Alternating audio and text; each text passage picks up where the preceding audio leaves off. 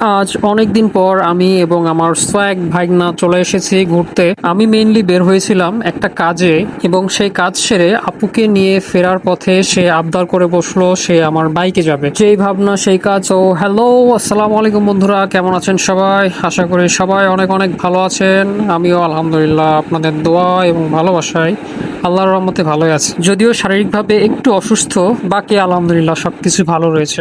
বাসায় ফেরার পথে বড় পটাকা একটা আবদার করে বসলো। সে বলে, মামা চলো আজ কোথাও ঘুরে আসি। আমিও ভাবলাম ওকে নিয়ে কখনো একা ঘুরতে যাওয়া হয় নাই, তাই আজ তাকে নিয়ে চলে আসলাম। আসলে ও বাইক রাইড অনেক এনজয় করলেও আপু ওর বাইকে ওঠা অনেক ভয় পায়। তো আজ যেহেতু সে পারমিশন পেয়ে গেছে, তো ভাবলাম তাকে নিয়ে একটু ঘুরেই আসি। তো আমাদের বস বেবিকে নিয়ে চলে এলাম মোল্টি বাঁধে। ওর লাফালাফি দেখে হয়তো বুঝতে পারছেন ও কতটা খুশি। আজ বাইরের তাপমাত্রা অনেক বেশি এবং প্রচন্ড গরম, তবে অন্যান্য জায়গার চেয়ে এখানে হালকা একটু বাতাস রয়েছে, যার ফলে তেমন একটা সমস্যা হচ্ছে না। বড় পটাকা এদিক ওদিকে না দেখে মনের সুখে হেঁটেই চলেছে, যেন এখানে তার সবকিছুই অনেক পরিচিত। আমার মনে হয় সে এখানে রিসার্চ করে কিছু একটার আবদার করার চেষ্টা করছে। যাই হোক, দেখা যাক সে কি আবদার করে। দ্বিবাধের মূল গেটে ঢুকতেই সে একটা আবদার করেছিল সে স্পিড বোট দেখবে। তাই প্রথমে আমরা পার্ক করে রাখা স্পিড বোটগুলোর কাছে চলে যাব। দুপুর সময় হওয়ায় এখানে তেমন একটা ভিড় নেই, তবে বিকেল বা সন্ধ্যার সময় হলে হয়তো অনেক ভিড় থাকতো। যাই হোক, আমরা পারফেক্ট টাইমে এসেছি। তো আমরা প্রায় স্পিড বোটের কাছাকাছি চলে এসেছি। এখন সে এই বোটগুলো কাছে গিয়ে দেখতে চাই। যদিও এই রোদের মধ্যে হাঁটা একটু কষ্টকর, তবুও ভাইগনার আবদার পূরণ করার জন্য নেমে পড়লাম নিচে, কাছে থেকে স্পিড বোট দেখার জন্য।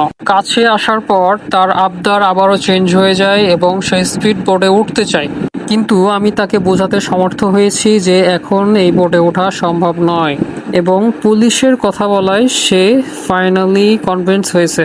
এই সময়টা তীব্র গরম হলেও এই সময়েই এখানকার দৃশ্যগুলো পারফেক্টলি উপভোগ করা যায়, অর্থাৎ আশেপাশের দৃশ্যগুলো অনেক কালারফুল হয়ে থাকে এবং আকাশটা আপনারা বুঝতেই পারছেন। আজকের আকাশটা মাশাআল্লাহ ভীষণ সুন্দর, একদম প্রকৃতির সাথে মিশে গেছে। সো এখন বড় পটাকার দ্বিতীয় আবদার পূরণের পালা। দ্বিতীয় দফা দাবিতে রেখেছে আইসক্রিম, অর্থাৎ তার পছন্দের আইসক্রিম খাবে। আমি ফার্স্টে ভেবেছিলাম সে হয়তো কোন আইসক্রিম খেতে চাইবে, কিন্তু পরে দেখি সে অরেঞ্জ ফ্লেভারের একটা আইসক্রিম খেতে চাচ্ছে। যাই হোক, আজ তার সকল আবদার পূরণ হবে, সুতরাং কিছু করার নেই। আইসক্রিমের পরে আর কোনো আবদার আছে কিনা তাকে জিজ্ঞাসা করা হয়, উত্তরে না আসে। আসলে সকাল বিকেলের চেয়ে দৃশ্য উপভোগ করার জন্য এই সময়টাই বেস্ট, অর্থাৎ রং বেরঙের পারফেক্ট দৃশ্যটা এই সময় পাওয়া যায়। একটা সময় ছিল যখন কলেজ প্রাইভেট শেষ করে আমরা এখানে আসতাম আড্ডা দিতে। এখন